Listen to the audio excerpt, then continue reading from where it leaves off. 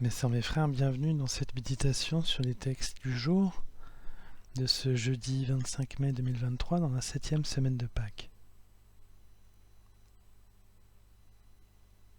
La proclamation de la résurrection de Jésus-Christ crée de l'unité, mais aussi de la division. C'est ce que nous inspirent les 3 textes qui sont portés à notre lecture, mais aussi régulièrement le message de Jésus-Christ dans les évangiles.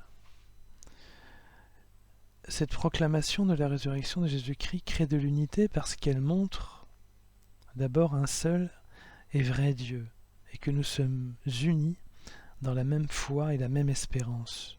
Ce que nous dit Jésus d'ailleurs dans l'évangile de ce jour, lorsqu'il dit qu'ils deviennent ainsi parfaitement un, afin que le monde sache que tu m'as envoyé et que tu les as aimés comme tu m'as aimé. Cette unité passe aussi par la proclamation de la bonne nouvelle.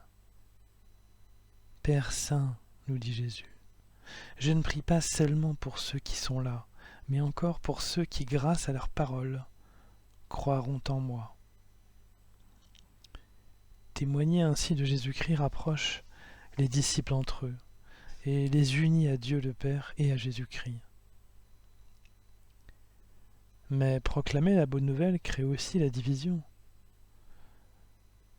Combien de fois Jésus l'a signifié en comparant la parole à un glaive.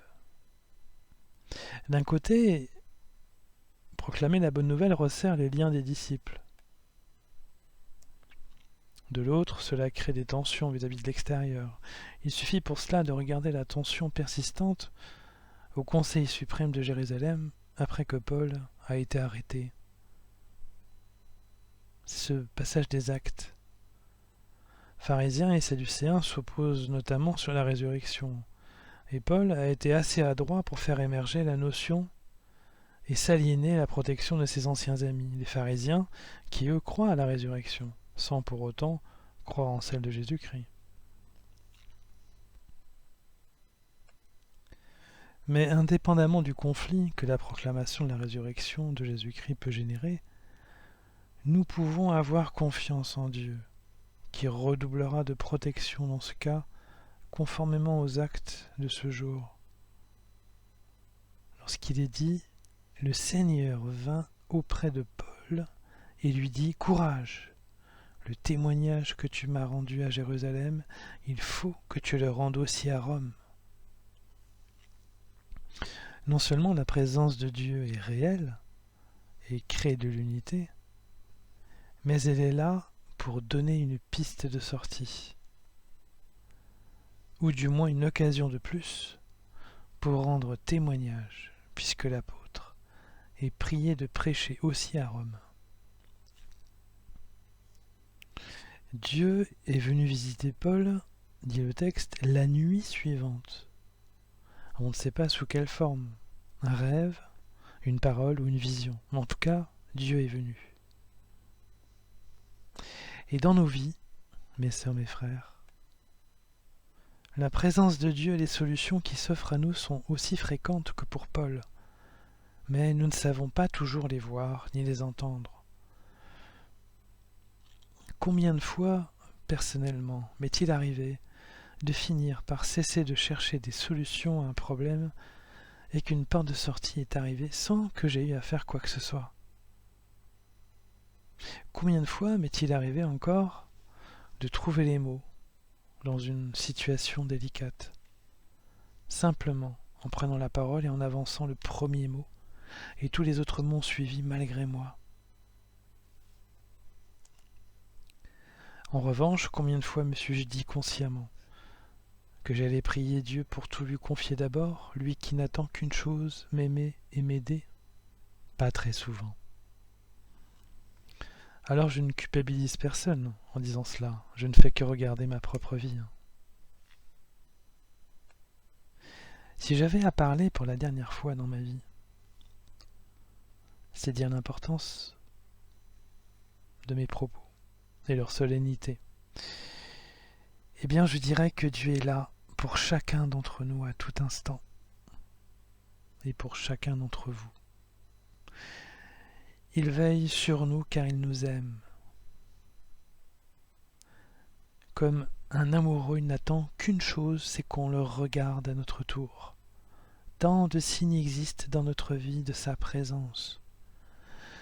La plupart de ces signes se concentrent dans un état d'esprit qu'il nous donne par son esprit à lui, pourvu que nous lui remettions notre vie en le priant. Et la prière est vraiment le moyen d'accéder à sa présence, ce que n'a pas cessé d'enseigner Jésus aux apôtres jusqu'à la dernière nuit.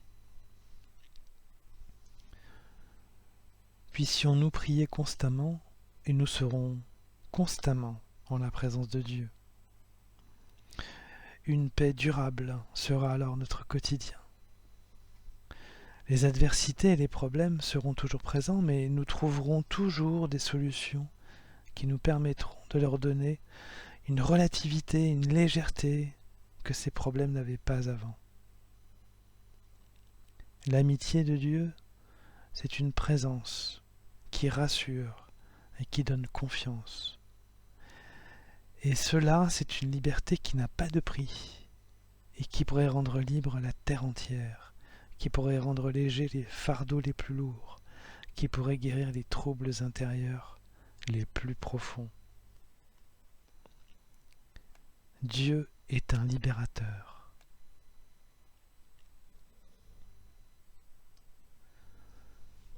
Après ce moment de méditation, mes sœurs, mes frères, je vous invite à la prière.